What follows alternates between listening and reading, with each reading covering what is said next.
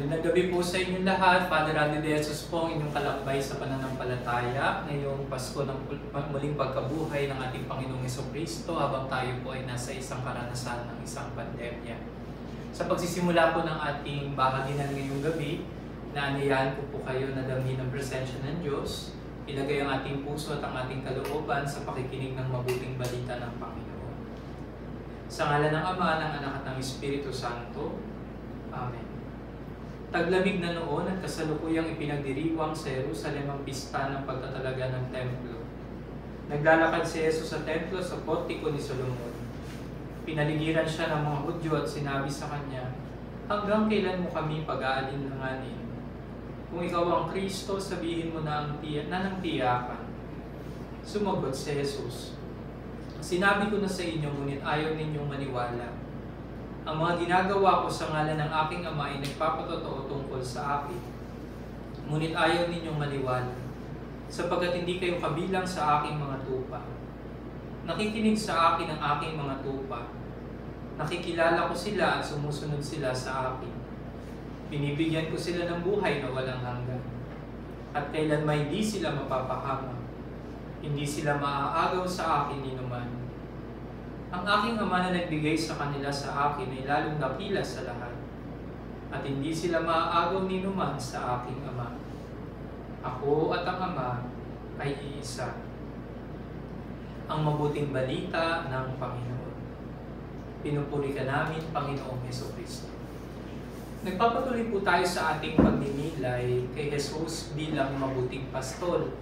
Pinapakilala ni Jesus ang paraan ng kanyang pagpapastol, una sa diwa ng kanyang pag-aalay ng kanyang buhay, ng kanyang sarili, ng kanyang buong pagkatao at pagka-Diyos upang madama natin ang pagmamahal ng Diyos sa kasalukuyan.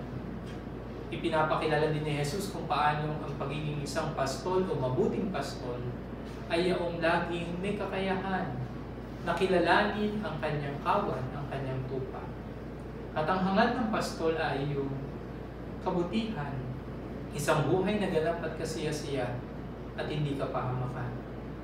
Malalim ang malasakit ng pastol sa kanyang kawan, kaya naman lagi niyang hinahangad na ang kanyang kawan at ang mga tupa ay laging nasa isang tamang direksyon ng pagtahak sa landasin na hinahangad niya at ginagabayan niya ang mga ito patungo sa isang kaganapan ng kanilang buhay na malayo sa anumang kapahamakan.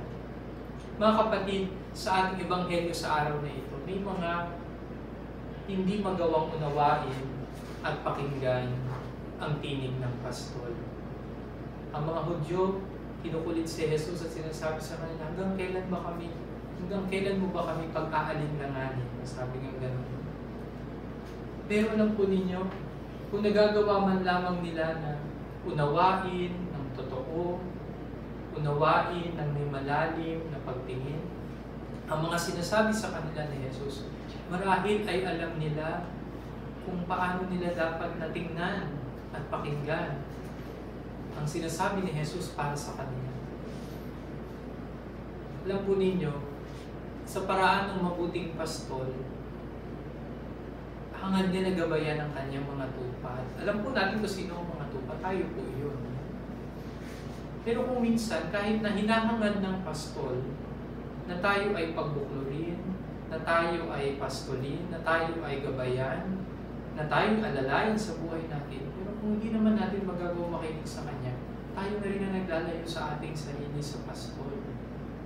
Tayo na rin na naglalayo ng ating sarili sa Diyos.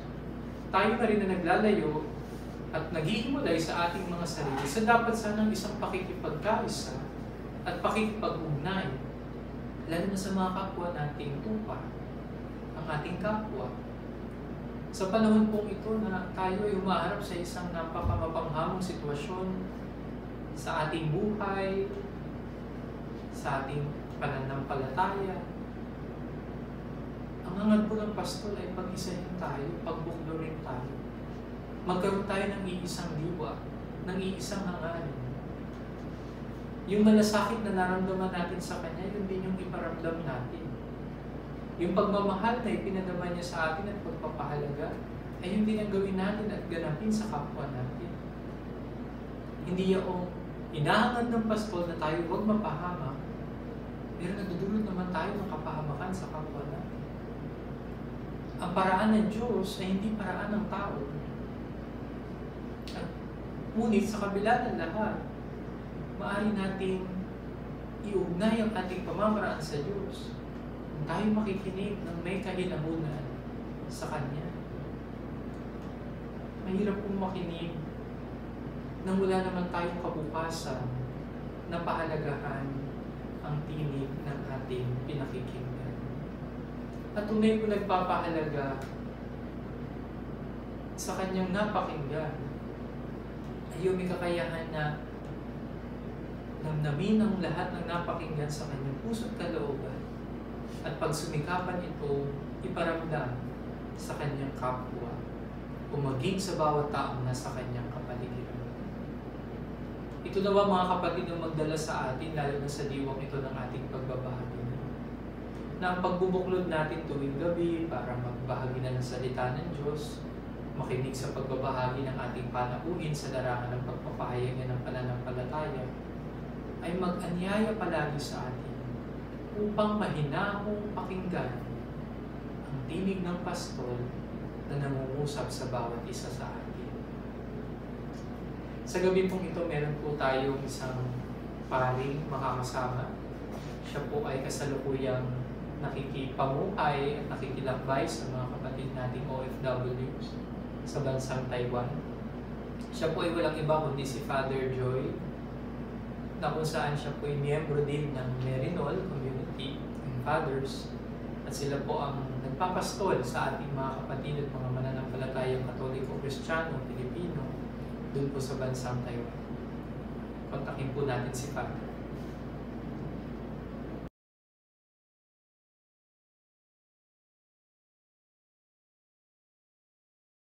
Father Joy, magandang gabi po. Magandang gabi, Father Randy. Kamusta po kayo, Father Can you see Joy? me? Yes, Father. Okay naman. Father, pwede pong pakilala po kayo sa mga nakikinig sa atin at nakikilakbay. Magandang gabi po sa inyong lahat from Taichung, the Diocese of Taichung dito sa Taiwan. Binabati ko ng magandang gabi ang lahat ng mga taga-Imos Diocese at ang lahat pa na nakikinig ng inyong mga kapamilya, kaibigan sa iba't ibang panig ng bansa o maaaring sa ibang mundo. Good evening po from Taiwan. Good evening po, Father. Father, kamusta po kayo sa kalagayang ito ngayon na meron tayong nararanasang pandemic? Paano niyo po ito tinitingnan bilang isang pastol sa sambayanan, lalo na po sa mga Pilipino dyan sa Taiwan? I think right now, ang Taiwan, katulad ng buong mundo ay tahimik. In the sense na I would say ang spirit ng mga tao ay mababa. You know, I think everybody is worried to get sick, what will happen sa buhay nila, sa trabaho nila. And para sa ating mga OFW, marami silang worries, especially sa kanilang mga pamilya, asawa, anak, magulang, mga kapatid sa bayan-bayan sa atin sa Pilipinas. So I think many of the ating mga kababayan OFW sa Taiwan ay preoccupied about sa health, sa sitwasyon, sa pagkain, sa buhay ng kanilang mga pamilya. This is one of the most common thing na naririnig ko sa ating mga kababayan OFW dito sa Taiwan. And then of course, meron din silang worry. Alam natin ang ekonomiya ng mundo ngayon ay mahina, maraming negosyo na bumabagsak. So may worry din sila na humihina ang kailang kumpanya, nawawala ang kailang mga overtime, at may mga ilan nilang kumpanya na napipilitang magsara dahil wala ng produktong ginagawa in the last 2 to 3 months. On the other hand, ang pandemic dito ay under control. Taiwan is, in one sense, the best country in the world in terms of controlling the spread of coronavirus. We have for today, we have around 430 cases. Of the 430 confirmed cases of COVID, only 52 or around 50 plus are local. And this local is not community contamination, but rather may member ka ng pamilya, nagkasakit, so ikaw ay nahawaan. The other 350 ay mga Taiwanese or foreigners na nag-travel abroad, mga nag-aral na umuwi, mga estudyante na umuwi sa Taiwan, mga negosyante at mga turista. So, in one sense, 80% ng coronavirus sa Taiwan ay galing sa labas because the Taiwanese came home. We have 6 deaths. Anong namatay, in the last few days ay walang confirmed na coronavirus sa Taiwan. Wala ring infection sa mga hospital workers, from doctors to caregivers, except one. So, in one sense, magandang record ng Taiwan in controlling the coronavirus, and they were ahead sa buong mundo in paying attention to this problem. Last week of December, they're already paying attention to this problem. Whereas the rest of the world, they're still saying, no problem, no problem. And Taiwan already said, by last week of December, we have to monitor, we have to check what is going on in Wuhan, in mainland China. Sabi niyo po, Father, maraming inaalaala yung mga kapatid nating Pilipino, yung mga kapwa Pilipino natin ngayon sa Taiwan. Paano po nakikilakbay, Father, ang ating simbahan o kayo po bilang kanilang pastol sa larangan ng buhay spiritual o sa pagbibigay ng lakas at inspirasyon sa kanila? Prayer, I think, is number one. Although marami rin ang hindi nakakasimba dahil pinagbabawalan sila na lumabas ng kanilang mga dormitory or pinagbabawalan ng mga company para maingatan ang spread ng coronavirus, ng COVID. I think number one is prayer. Araw-araw maraming nag-text, nag-message, nag-prayer request. Prayer request para sa kanila sa Taiwan at prayer request sa kanilang pamilya. Second, we have Mass every Sunday na naka-live. Yung Mass natin naka-live even before the pandemic dahil marami rin tayong mga kababayang OFW. Pag Sunday ay may trabaho. So hindi talaga sila nakakasimba kasi Sunday is a working day. So nanonood sila ng live. So yung ating viewership during this pandemic definitely must dumami. Plus maraming nakikinig from other parts of the world, including Singapore, Hong Kong, Philippines, Middle East, even Europe and the United States kasi nawala yung visa. So marami tayong mga kaibigan, kababayan at pamilya na nakikinig ng programa. So I think ang prayer, ang Mass ay nakatulong ng malaki. And of course, we provide counseling. In the sense na sa chat, sa mga messages kung natawag, kaya sagot natin ang mga tanong nila, ang mga worries nila, ang worries nila sa pamilya at sa trabaho nila. And so I think that helps also na ang simbahan ay bukas. Bukas para lapitan nila, pagtatawag nila, para mag-message sila. And I always said that sa mga tao, maaaring ang ibang lugar walang misa, pero ang simbahan ay bukas. Ang mga pare, ang mga madre, ang mga lay volunteers, ang mga lay missioners, they're all available for you. To reach out to you, to serve you, and you are welcome. Dito naman of course sa Taiwan, hindi nagsara ang mga simbahan. So anytime mga tao can come and visit and magsindi ng kandila, magdasal, and of course, may misa araw-araw at pag-Sunday. Malaking bagay po yun, Father, no? Kasi talagang sa puntong ito at sa pagkakataong ito, talagang ang simbahan ay isa sa mga pangunahing pinupuntahan ng mga tao. Kahit man lamang through live streaming ay nakakabahagi sila o nakakaugnay sila lalo na po sa ating mga pari na patuloy pa rin nagdiriwang ng banal na misa. Father, sa puntong ito, meron po kayong pwedeng maibahagi sa amin na maituturing nyo na religious experience or faith experience sa kasalukuyang pandemic na ito na naranasan nyo po dito sa Taiwan? Ang isang masasabi ko na makes a very big difference sa akin is, last week, Divine Mercy Sunday, 2 weeks ago, my sister in New York, my younger sister in New York died suddenly. She went to bed on Saturday at hindi na siya nagising. on Sunday, which is the Divine Mercy Sunday, the second week of Easter. Her whole week ay regular, normal. She goes to work Monday to Friday. Of course, Saturday, day off niya, Saturday and Sunday.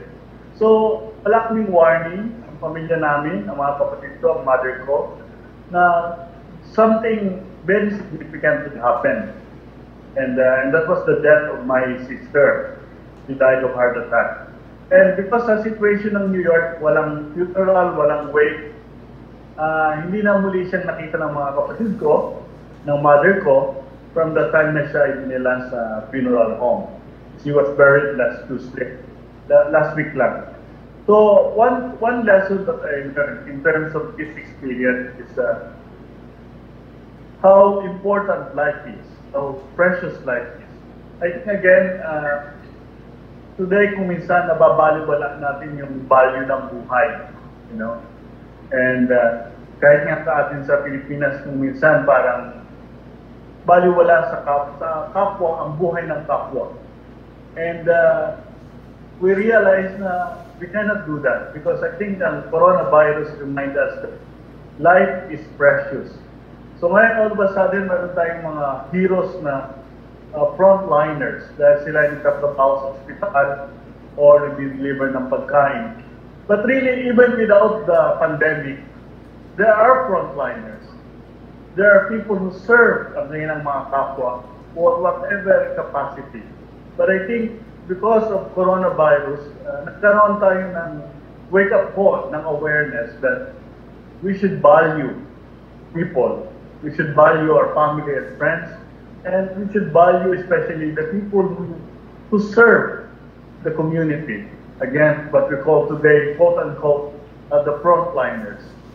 Kasi again, I think na prior to coronavirus, ang values natin ay sino ang sikat, sino ang bida, sino ang leader, sino ang mahusay. And all of a sudden, those things disappeared.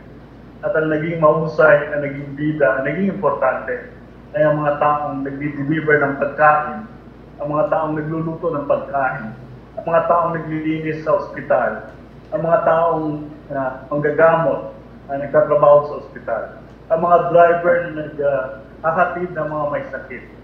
So, I think again, to me, this is one faith experience that we should all value.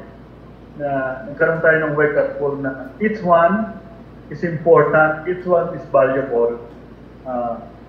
And because of this, I hope na we will continue na ma-appreciate ang value ng buhay ng bawat isa.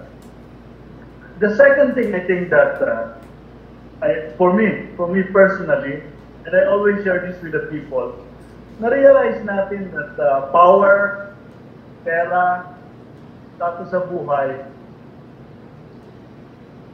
becomes nothing when we are confronted with this pandemic, this illness. Mayaman ka man, mahirap, bata o matanda, wala kang laban. Ang hirap labanan ng sakit. And that's why I think again, to me, the coronavirus is a teaching lesson for all of us. Na community is important, family is important, the relationship is important. And we don't need to have the pandemic to build a strong, supportive community na huwag nating baliwalain ng isa't isa. I think again, whether we like it or not, for example sa Pilipinas, we are forced to deal with our family. Makakasama mo ang pamilya mo, ang mga anak mo, ang asawa mo, ang magulang mo, mga kapatid mo, on a daily basis. Na I think na prior to that, lahat tayo busy. Busy sa cellphone, busy sa lakad, busy sa school, busy sa trabaho. So again, I think the pandemic forced us to look closer. And there we realize na, may pamilya pala ako. May mga anak pala ako. May asawa pala ako. May mga kapatid pala ako. May magulang pala ako. That I think in many ways, during the busyness of life, prior to the lockdown, prior to the quarantine, kung minsan hindi natin na-appreciate yan. Ngayon na-appreciate natin na hindi tayo pwedeng lumabas, hindi tayo pwedeng mag-celebrate ng barkada, ng birthday kasama ang mga barkada. So we are forced to deal really with this, what is important, pamilya, relationship community. Salamat po, Father. No, maganda po na una ay naibahagi ninyo yung ganitong klaseng realidad, lalo na sa kaugnayan sa ating pananampalataya. Talagang para tayo mamuhay bilang kung sino at ano tayo, ay yung lagi tayong mag-isip hindi lang para sa sarili natin, kundi para din sa mga taong nasa paligid natin. No?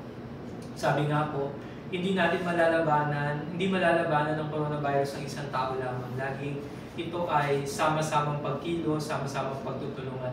At isa pa rin nakatutuwang sinabi din po ninyo, yung bang reality na ngayon, ang napapansin at nabibigyan ng pagpapahalaga yung mga taong gumagawa ng simple at payak, pero may malaking kontribusyon para may mga buhay na maisalba, para may matugunan na pangangailangan, at yung mga pangangailangan ay yung mga pangunahing pangangailangan. At yung ito pong huling binahagi nyo, yung tungkol sa pamilya.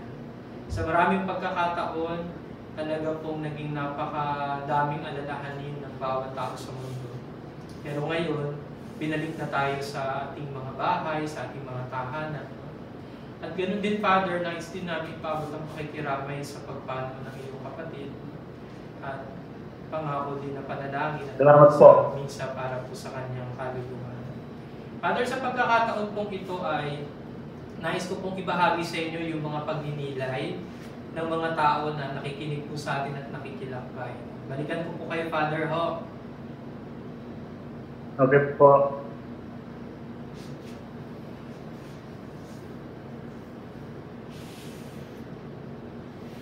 Mga kapatid, sa gabi pong ito ay nakikilakbay sa atin si Father Joy.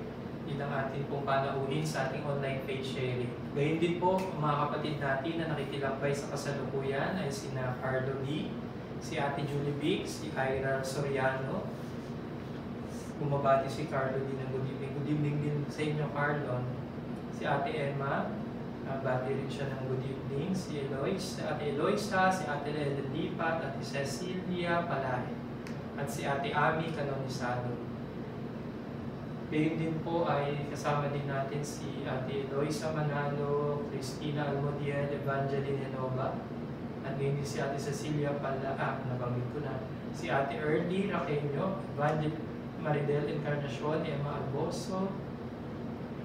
Kasama din natin ang si Ate Jane Pascual, Esmeralda Vasquez, Oli Ravanilla,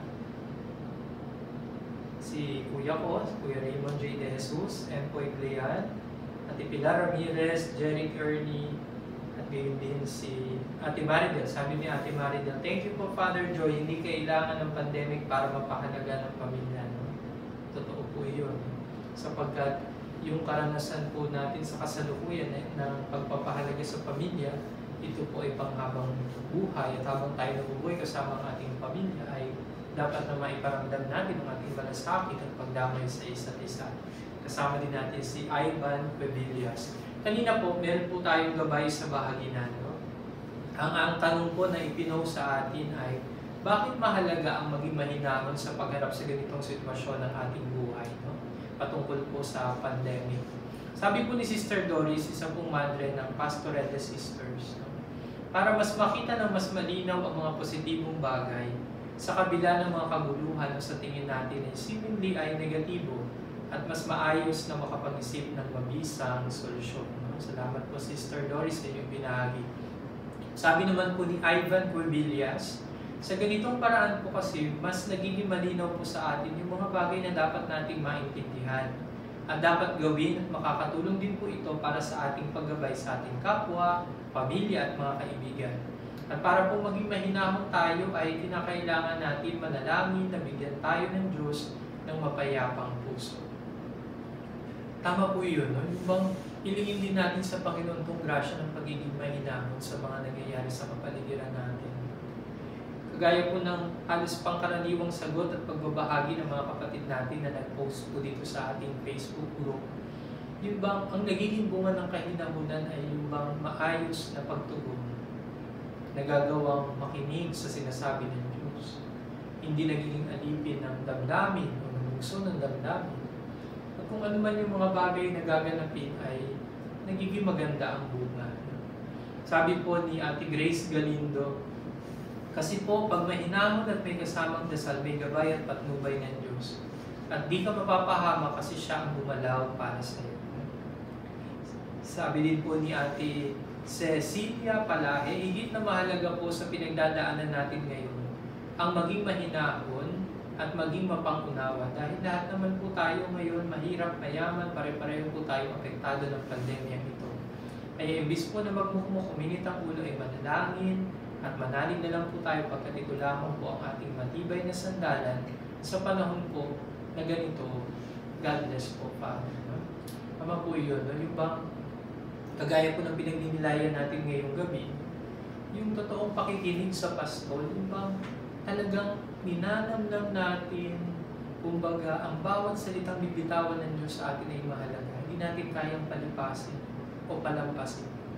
Bagkus, bawat napapakinggan natin sa Kanyang paanyaya niya sa atin ay yung mailagay natin sa kalooban natin. At mula doon sa karanasan ng pagkakaloob sa kalooban natin, ay umuwi sa karanasan ng pagsasabuhay.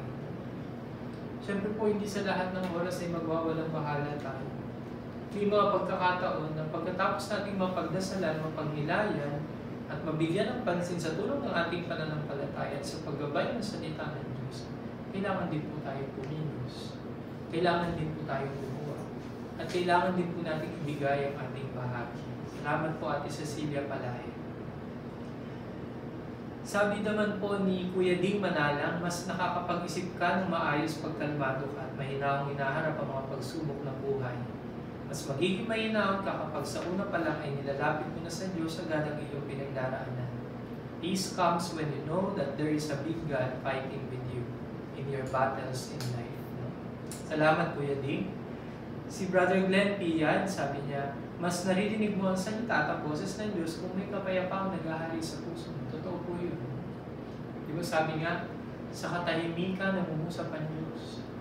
At kailan ba lang natin mararanasan ang tunay na katahimikan kapag nagagawa natin na unti-unting ilagay ang ating mga sarili sa pagkakataon at sitwasyon ng kapayapaan. At kapag may kapayapaan, may kahinahunan. At doon natin nararamdaman ang Diyos mismo, walang sandali at pagkakataon na tayo ay Kanya. O walang pagkakataon at sandali na naramdaman natin na tayo ay Kanyang pinabayaan. Bagkus lagi niya tayong sinasamahan, tinutulungan at inaalalayan. Sapagkat siya nga ang ating pastor na handa tayong tulungan at samahan sa paglalakbay nito. Salamat, Brother Glenn. Kaya din sabi ni Ate Divina Narvaez, dapat maging mahinahon sa panahong ito dahil hindi lang naman tayo ang apektado. Kung anong nararanasan mo, nararanasan din ang ating kapwa. Ito po yun. Hindi man tayo walay sa isa't isa.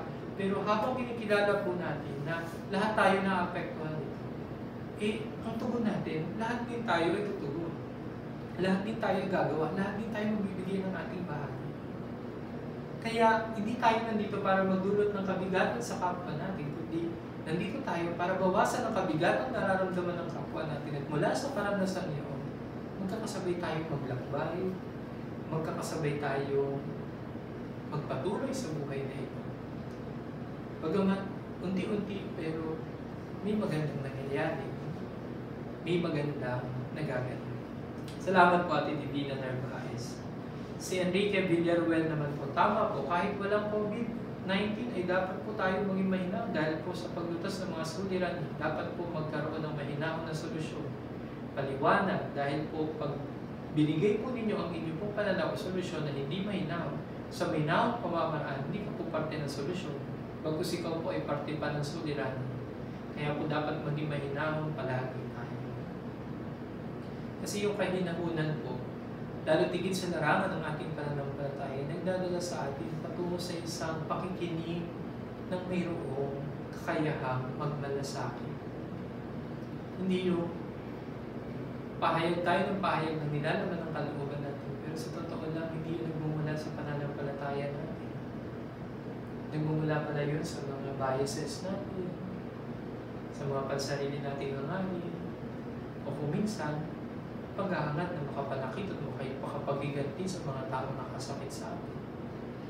Pero kapag namumuhay tayo sa isang pakikinig ng may kahinahunan, sa pastol na nangungusap sa atin, Minsan, kung maraming pagkakataon, may mga bagay tayong ganapin, pero hindi ito ang nais ng Diyos para sa atin. Kaya handa tayong bitawan, handa tayong talikuran, at ano ang ating panghahawakan?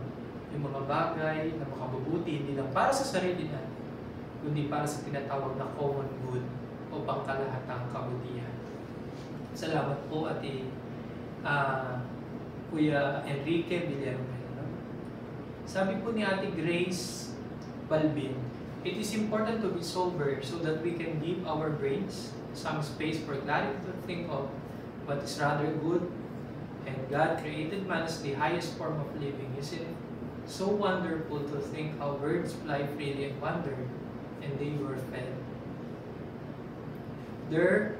Therefore, let us not waste our brain cells on useless anxiety, but instead lift everything to God and trusting Him all our worries with great faith. After all, there's nothing we can do, but with God's grace, all is possible. God will really make a way. Salamat po, Ate Grace, sa inyong magandang pagninilay. Na ang lahat, kailangan iugnay natin sa pamamaraan ng Panginoon. Hindi sa pamamaraan lamang natin. Dahil kung minsan, ang pamamaraan natin laging pasugod, laging parang palaban. Pero may mga pagkakataon na kailangan doon natin tumigil, sumandali, magmilay, magdasal, mula sa karanasan ng panalangin natin, babangon tayo at magpapatuloy sa paglalakad. Hindi na taglay ang sarili natin. Taglay na ang nais ng Diyos at ipinag-aanyaya niya para sa atin. Salamat po, Ate Grace Balbin. Sabi po ni Sister Che, mula po sa Sisters of Charity of St. Charles Borromeo, napakalagang harapin ng mahinahon ng ganitong sitwasyon ng buhay. Dahil dyan po, nakikipag-usap sa atin ng Panginoon. Ugaliin natin maging bahagi ang Diyos sa bawat desisyon at galaw sa pag-arap ng mga hamon ngayon sa buhay. Kapansin niyo po sa gospel, hanggang kailan mo ba kami pag-aalinlanganin? No? Parang yung pasensya nila ay mapuputol na at nawawala na halos. Suko na sila. Pero kung sila sana'y naging mahinahon, naging mapagmasid, naging mapagkilatis, at naging bukas ang kanilang pandinig sa sinuturo ni Jesus sa kanila, marahil sila na rin mismo ang nakatagpo sa kasagutan ng kanilang katanungan. Kaya mga kapatid, binabagi po sa atin ni Father Joy, yung bang mga bagay na hindi natin nagagawa noon dahil sa kaabalahan natin. Na noon lagi tayo nagmamadali. Pagising sa umaga, parang dami na natin gustong gawin ngayon. Pagising mo sa umaga, hanggang sa gabi, sa pagtatapos ng araw, nasa iyo kang tahanan. Dinadala tayo sa karanasan, pagmasdan, sumaksi, at sumampalataya sa pagkilos ng Diyos sa buhay natin, kasama ang ating mga mahal sa buhay at ang ating pamilya. Sabi po ni Mark Angelo Palomares, sa pagiging mahinahon, natututo tayo mag-isip ng gusto, magbalanse, mag-isip at kumilos ng tama. Tinuturo sa atin ang pagkamahinahon na may tamang oras at lugar para sa lahat ng bagay. At ang Panginoon na nakakaalam ng lahat ng bagay ay may magagawang mabuti sa mga sitwasyon tila nagtutulak sa ating sa mga sitwasyong nagtutulak sa ating matakot, kabahan o magpanik. Ang pagkamahinahon ay ang pananalig na bagamat ang bangkang sinasakyan at tila dinadaluyong na malalakas na alon, ang Panginoon ay lula noon at kalmado nagpapahinga na tila nagsasabing, huwag kang matakot, nandito ako. Ganda po noon. Na kuminsan, dahil sa maraming mga nangyayari sa kapaligiran natin, para nga naman tayo nakasakay sa isang bangka na humaharap sa maraming alon. Takot na takot, baka lumubog, bigla, tumaon, o tayo ay mamatay. Pero nakakalimutan natin, ano man ang dinadaanan natin, ano man ang nararanasan natin, ano man ang ating nararamdaman sa kasalukuyan, walang sandali na wala ang Diyos sa tabi natin. Kasama natin siya. Kaya wala tayong dapat na ipapangamba. Salamat po, Sir Mark Angelo Palomares. At sabi po ni Melissa, ang kapayapaan ay iniiwan ko sa inyo, ang aking kapayapaan ay binibigay ko sa inyo, hindi gaya na binibigay ng sanlibutan, binibigay ko sa inyo. huwag magulumihan ng inyong puso, di matakot pa. Kinuot niya po ito mula sa pananalita ng Panginoong Jesucristo. Kapag pinagsisikapan po natin na matuto sa aral ng salita at laging makinig, tayo po mismo ay may pagbabago na magaganap sa ating pag-uugali, lalo na ang ating pananaw sa buhay. Ito po yun. Kumbaga, habang patuloy natin na ninanamnam ang pangungusap ng Diyos sa atin, habang patuloy natin na kinikilatis at pinagnilay ng mga pangyayari sa paligid natin, unti-unting binabago tayo nito. At yung pagbabagong ito, sana po, dinadala tayo patungo sa karanasan ng pagsasabuhay ng ating pagiging isang mananampalataya o para maging mas partikular, pagiging isang Kristiyano. Yung bang ituon natin palagi yung pansin natin kay Jesus. At sa gayon din, tayo mismo magdulot ng kapayapaan ng kalooban sa mga taong nasa ating kapaligiran. At sabi po ni Ate Aids Kamunggol, kailangan maging mahinahon upang makapag-isip ng tama at dapat gawin. At sa pag-iisip, pananahimik at pananalangin, ituturo ng Diyos kung ano ang kanyang kalooban. Mapapansin niyo po siguro kung isasabuod natin ang mga kasagutan at pagbabahagi sa ating gabay bahaginan. Ang naidudulot ng kahinahunan sa ganitong sitwasyon ay yung magkaroon tayo ng kakayahang maglaan ng oras sa pakikinig sa Diyos, sa kanyang sinasabi sa atin, gumawa ng mga bagay na tama, at magdulot ito ng mabuti, hindi lang para sa sarili natin, kundi para sa kapwa natin at sa tinatawag na pangkalahatang kabutihan. At panghuli, yun bang magkaroon tayo ng karanasan na namnamin ang bawat pangyayari sa buhay natin, taglay ang ating maalam na pananampalataya sa Diyos. Salamat po sa lahat ng mga nagbahagi. Bagamat hindi ko po nagawang mabasa lahat dahil sa may limitado po tayong oras, pero kagaya po ng nababanggit ko sa inyo, nagagawa ko pong mabasa ang lahat ng ito. Kapag nakikita nyo po yung like na sign doon sa inyo pong comment, ibig sabihin po ay nagawa ko po itong mabasa. At maraming salamat po sa inyo. Balikan po natin si Father Joy. Father Joy? Yes po. Hello, Father Good evening Joy. again. Narinig niyo po ba yung mga pagbabahagi ng ating mga kapatid na nakikilakbay sa atin? Opo, opo. Father, Gusto ko lang Apo. naalala ko lang pala Apo. na kayo nga pa taga Diocese of Imos. Apo. In my youth, ako ay nakatira sa Imos, sa Midisyon. Ay, talaga po, Father. Nung ako ay kabataan, from before grade school and during my grade school, high school, Apo. I spent my summer sa Midisyon. Medisyon. Apo. Sa ako po Sa ng Imos. Cathedral. Tama, Father. Sa mga sa Blesa family and sa Saraiva family. Opo, Saraiva. Tama. May mga Saraiva po doon. So, listening to your reflection at sa mga reflection ng mga tao, just came into me na, ako pala yung taga-Imos din at one time in my life. Opo. Father, sa pagkakataon pong ito ay nais ko pong ibigay yung pagkakataon para sa mga pangwakas na pananalita po ninyo sa mga nakikilakbay sa atin.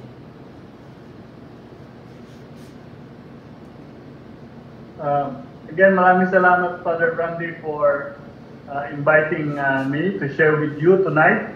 At alaman din lang ang buhay ng mga kababayan natin dito sa Taiwan. First of all, maraming salamat sa Taiwan at sa mga tao dito. Wala tayong kababayan na may sakit ng coronavirus sa Taiwan. There are almost 170,000 OFW and maybe another 100,000 Filipinos living in Taiwan, married to Taiwanese or Filipino-Chinese, or student or business people. And so, we're almost 300,000 in Taiwan, and not a single one, as far as I know, on record, ay na-apekto sa coronavirus. So we thank God and we thank people in the government sa maingat na malalakad sa coronavirus dito sa Taiwan. And I'd just like to, again, to encourage ang ating mga listeners, sa inyong mga listeners, na malaking tulong ang faith, ang pananampalataya sa Panginoon, na ang lahat ng pagsubok na ito in the end ay ang Diyos ang magtatagumpay. Ang Diyos ang may final say. Kaya alam ko na may takot, may depression, may pungkot, but we should not give up our hope. A hope that tomorrow will be better. That in the next few months it will be better than it is now. I think again, during the season of Easter, we are Easter people. Tayo ay mga tao na naniniwala na pwedeng may bagong buhay. And I think after the pandemic, we should all realize that na ito ay bagong pagkakataon, bagong buhay para sa ating lahat. So I just like to encourage your listeners, all the people listening to your program, na faith will help us, all of us, to hope na magiging maayos at gaganda muli ang buhay natin lahat. So God bless po sa inyong lahat. And thank you. Salamat din po, Father Joy, sa inyong pakikilambay, lalo na po sa mga kababayan natin dyan po sa Taiwan. Malaking bagay po na ganun po kayo kaaktibo, lalo na sa larangan ng pagpapalago at gayon din paggabay sa kanila sa larangan ng kanilang spiritual na pamumuhay. Napapanood po namin dito sa Pilipinas yung mga live streaming ng inyong misa. At nakikita po namin kung gaano po paalam ang pananampalataya ng mga Pilipinong dyan po sa Taiwan. Father Joy, bilang pagtatapos po ng ating programa ngayong gabi, maaari po ba na kayo ang manguna sa ating closing prayer at final blessing para po sa mga listeners natin?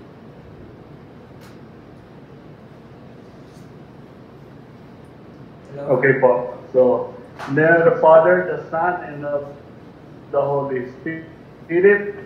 Amen. And may the Lord bless all of us, bless your family, and bless all the people, especially who needs our prayers, our support, our help, especially the sick, the frontliners, those who are hungry, and those who are lonely and suffering in this time of coronavirus in your diocese of Imus, but also everywhere in Philippines and around the world. We are one community and we should pray together as one community.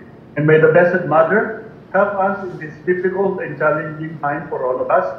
And the faithfulness of Mary to her Son is our guide, is our help, that we remain faithful to our Lord in this difficult and challenging time. Amen. God bless you all. Father Joy, maraming salamat po sa inyong pakikilambay sa amin ngayong gabi. No? Mag-iingat po kayo palagi at pinagdarasal din po namin kayo. Thank you, Father Thank you Randy. po. Good night, Father. Good night. Thank you. Bye-bye. God bless. God bless you po. Thank you. Good night. And good night po. sa mga listeners po ninyo. Thank Salamat you. po, Father. Anytime, call again. Okay. Okay po, Father. Thank you. I will.